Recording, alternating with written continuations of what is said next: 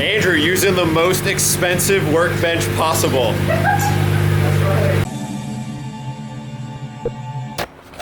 Alright, I get a lot of comments about when I'm going to make more episodes on the M3 and when I'm going to make some track content. And the truth is, the M3 isn't really getting any big enough changes to warrant making an episode out of it. So I figured what I'm going to do is actually start like doing little build episodes on bonus for like tweaks and upgrades that I do. And then I'm also going to do like put my best lap from whatever event I go to up on bonus, so at least I could put some track content on the internet, which will make me stoked and hopefully feed some of you guys some content that you want to watch. But today I just want to start going through what I did with the M3. I actually pulled the car apart before I decided that I'd make an episode around it, and here's what I'm left with right now. But they look good together.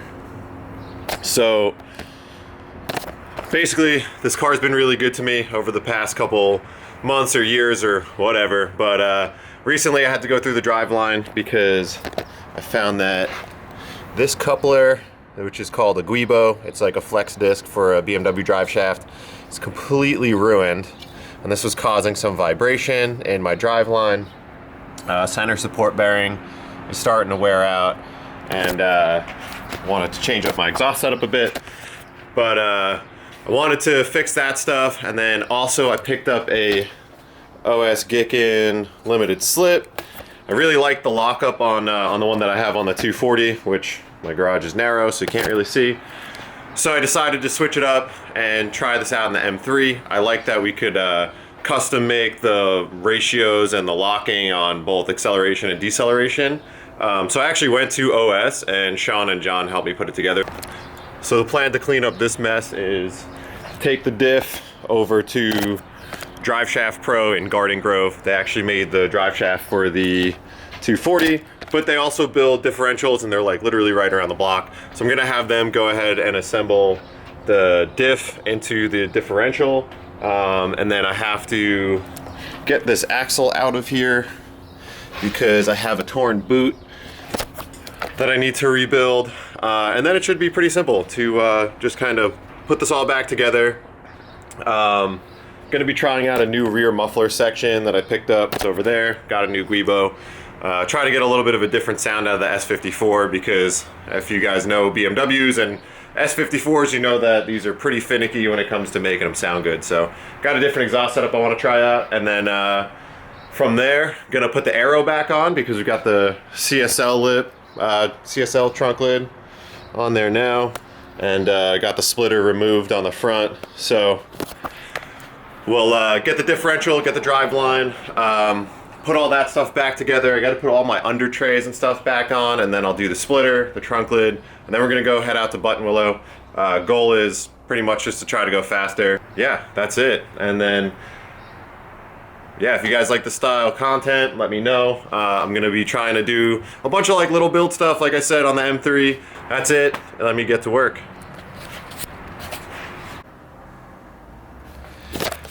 All right, back at the garage. Saturday morning, trying to make it to Buttonwillow tomorrow on Sunday, and I have a lot of work to do.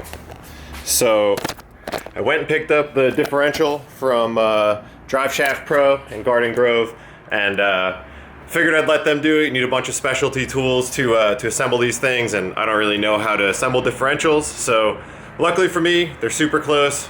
They built the differential in the S14 as well as the drive shaft. And they're actually cool enough to do a little montage of assembling it.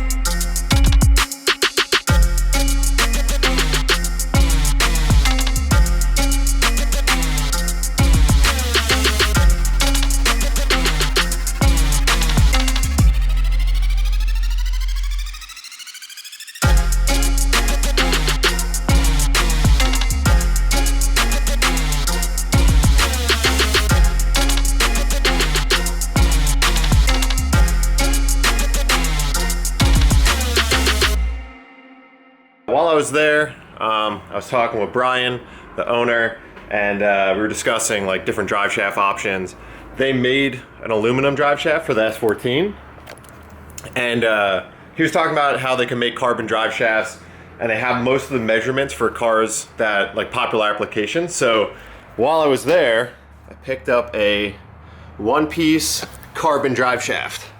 This thing is super light, and it's one piece. So if you see the difference in these shafts, is that the factory drive shaft is two-piece steel, super heavy, and it has a center support bearing, which you could see has some flex in there, and that is a big fail point. So this is now a one-piece drive shaft with the OEM style, you know, joints on the front and rear. I got a new Guibo right there. So super stoked on that. A little bit of weight savings, which I've been chasing, but also just kind of simplifying the car. So I'm really pumped on that. Gotta put the drive shaft in, install the differential, put the whole exhaust system back in. Gotta change up my section 1 a little bit for a different sound. Gotta do an oil change, and then I still have to swap trunks so I can have my wing, put the front aero on, change my brake pads, got some StopTech track pads, because when I don't go to the track for a couple weeks, I like to put my street pads on so I can drive around. Do a quick toe adjustment, level out the front ride height. I think that's it. So yeah, a lot of work to do. Got to run out to the store, pick up some parts that we need, and then we'll be jamming on this stuff.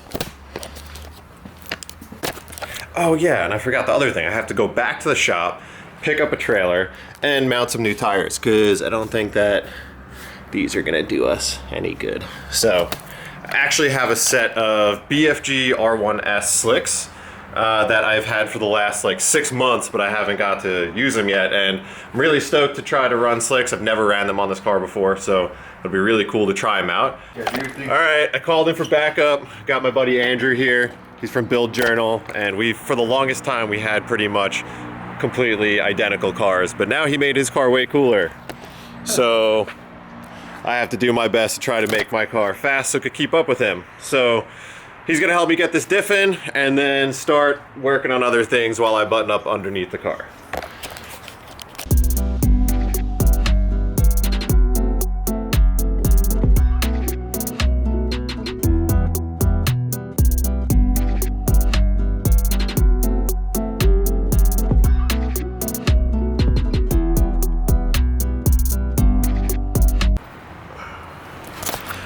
All right, so got the drive shaft in, we got all the under paneling back on, the diff in, the axles in, brake pads swapped, put new Redline 1060 in it, and just realized that I completely destroyed my splitter brackets.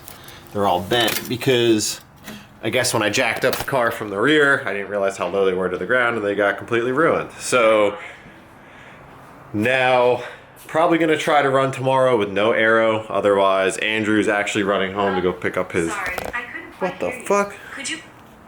Siri, no.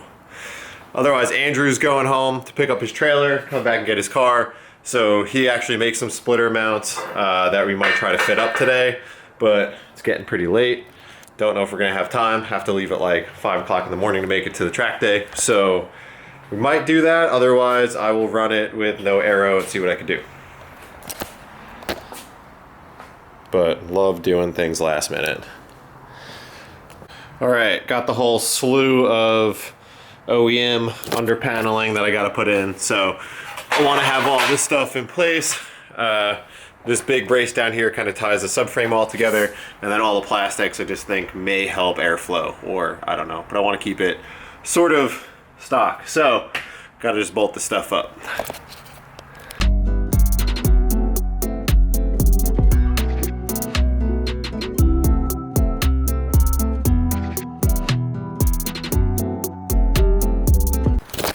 All right, Andrew to the rescue. So I completely destroyed these because I jacked up my car and it bent them, but I already had some problems because these rib nuts in there were already spinning and stuff, so it was kind of annoying to take the splitter on and off. So luckily, Andrew makes these. I don't know, you tell us about them.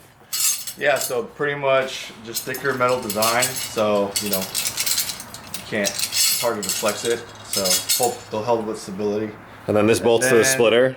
Yeah, so that's the feet. So this is cool because this is aluminum, and you know, when you go off a track or you know, send it too hard, and you hit a splitter or you hit your splitter hard, hopefully this shears off, not, you know.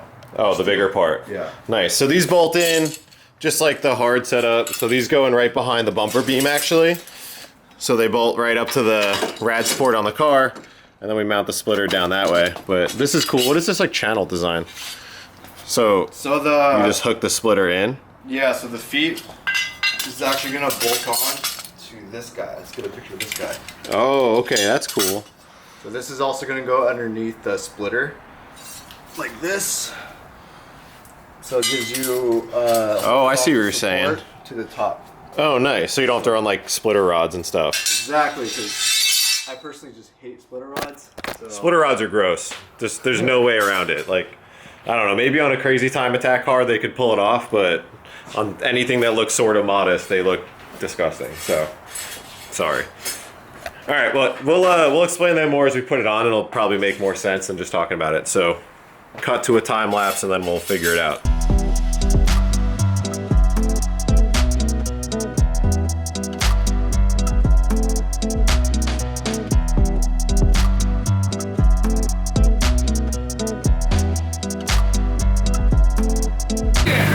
Andrew, using the most expensive workbench possible. That's right. Just go right into that tire. Yeah, that's legit.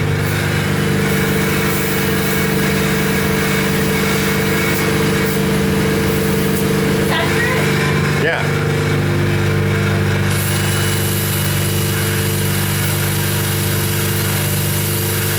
Man, that drill bit must be super good.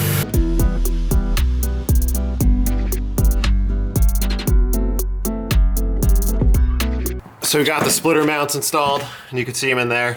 It's basically bolts to the frame of the car in between the bumper rebar, and then is slotted so you can adjust the height, and then it bolts onto a bracket that is bolted to the splitter, and then onto a aluminum channel to give it some extra rigidity. So super nice. Stoked that Andrew had a set at home that he could bring over, and can't wait to try them out tomorrow. But came in super clutch because I really didn't want to run without aero tomorrow. So yeah, pumped. Glad that worked. Whew. So tired, so late. Been doing this for so long. Last piece of the puzzle. Stock carbon fiber trunk with the APR GTC 250 wing. Swapping it out from the CSL trunk lid that I run on the street. So this is a quick swap, just a couple bolts, wiring harness, swap it over. I don't know, trailer's broken, so now I have to drive this on the street, so I gotta actually put a license plate on it, make sure the lights work, but this should be pretty quick. So I'm gonna get this done, I gotta run out, get some gas, fill up the tires, I don't know, look over the car once before to make sure I didn't dipshit anything and completely forget, and I don't know, try to get like 2 hours of sleep.